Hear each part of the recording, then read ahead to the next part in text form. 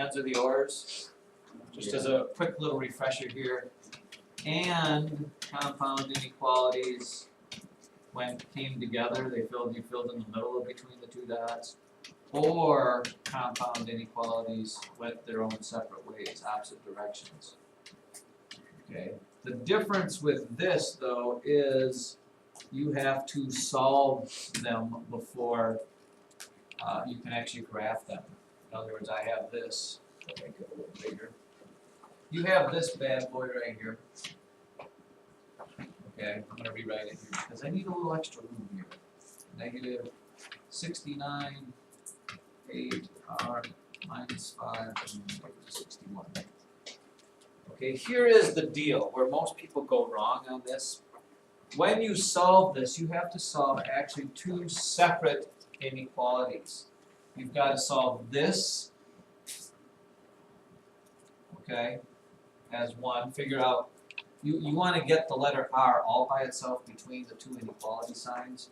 You have to solve that one, and you have to solve this one here. So you've got to do those two. Now, you can do them both at the same time if you just remember this simple little thing here. Okay, you must do to both sides, which makes no sense, but that's the best way I can explain it to you. You'll catch it in just a second. That means this. In order to get the letter R by itself here, it's just like a normal equation. You got to get rid of the addition, subtraction stuff first. So I need to add 5. But I can't just add 5 to this, I also have to add 5 to this. Okay? You've got to do it to both sides of that when you get rid of that. So this ends up being what? A negative 64, correct? Sure, Mr. Hahn, we'll go with you on that. That's a negative what? 56? Stop me there. If you didn't catch that, I just actually added 5 to both sides, which because they're a negative made subtracting, and you found the difference. And then the same thing is true here. To get rid of this 8, I have to divide by 8, but that means I have to divide by 8 on both sides, not just one. So negative 64 divided by 8 is a negative 8. The R is still left in the middle, and negative 7 over there. So this is the compound inequality solved. And then to graph it, you'll know you've done it right if the graph actually ends up being part of the numbers you have. Okay, negative 8, open circle because it's not equal to. Negative 7, oh look at that, open circle because it's not equal to. It's an and problem, so you color in between. Isn't that handy? I didn't write this, I just solved it. Make it nervous? Well, that's the next one. Okay. This is always an and. When it's written like this, and there's no letter in, no words in there, it's and. The only way or ones come up are this one here.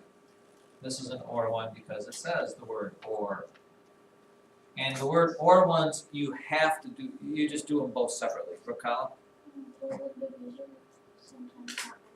No, I think they all work out. So if they don't work out, it's probably you did something wrong. So when you come across the OR problems here, you just have to do both equations and figure out what the OR are. 9k plus 2 is greater than 11. Subtract 2, you get 9.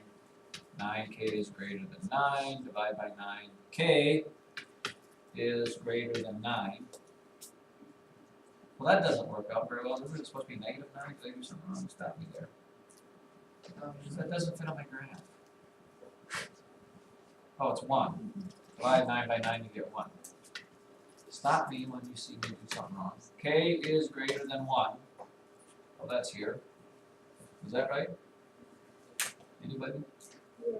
Sure. Open circle. K is greater than 1 goes this direction.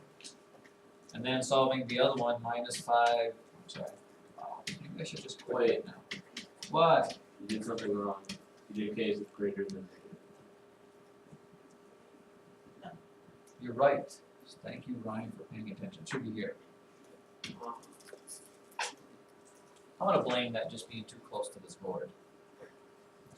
And then solving this one here, you add 10 to a negative 60, which gives you a negative 50. Did I do that right? For once in my life. I divide by 5, I divide by 5, so k is less than negative 10. So here at negative 10, again, open circle because it's not equal to. Is that right, Ryan? Yeah. You would be. So that's the ortho. But you're going to say, man, this looks exciting. Let me give you one to try because it's not terribly difficult. But it's not incredibly easy. Why do I have so many of these? So we just did the number 1 and number 3. I would like for you right now to do number 2 and number 5, please. And then we'll talk about, see if you got the right answer. See if you're misdirected in any way, misguided, misled, Mr. Mr. Pizza, Miss Soto, Miss. Come on, I got plenty. Let me take that one. We're on 2 and 4 right now.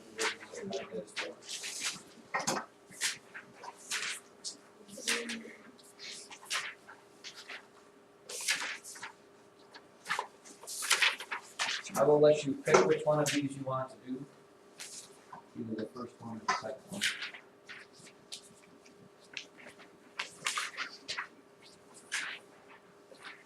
They're both equal hardness, so I don't know if they're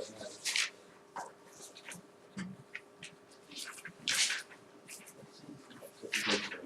Same thing. Everybody get 2?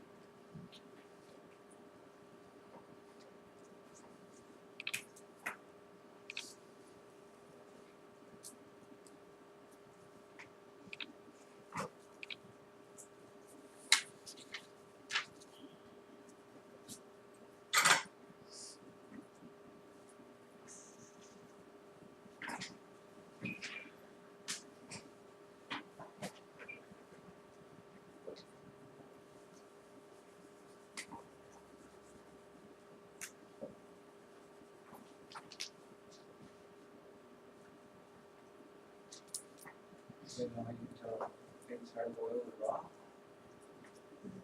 You crack it. Carla should know this because she is the expert. If it spins, you spin it like this and it actually spins. If it just like, you try to spin it and it just like flops. So that way they crack it.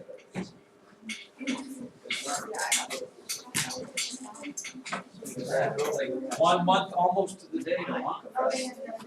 Just so you know.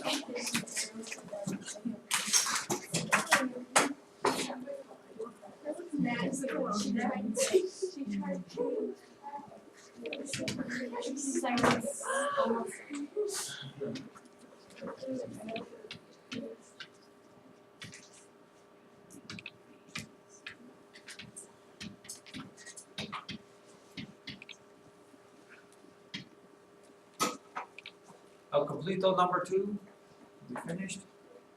Shouldn't be too terribly difficult for you. Get rid of adding 5 to both sides, so you subtract 5 on both sides. That means you end up with a negative 18. 6a still stays there. Over here is a negative 12. Divide everything by 6.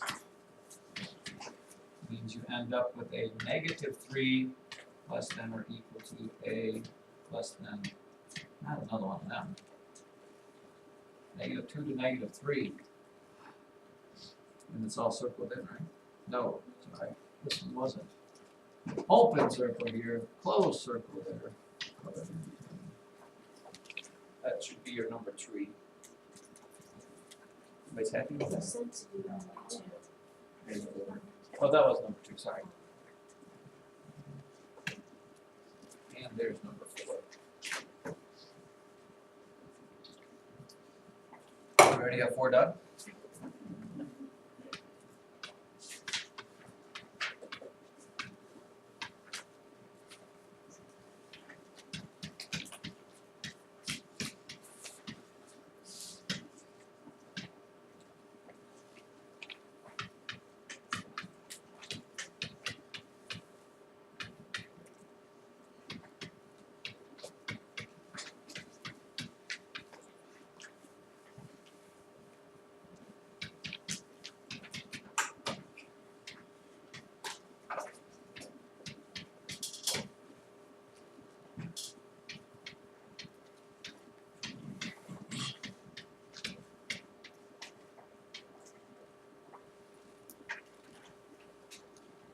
If we agree on this, I believe for this one, x is greater than 5.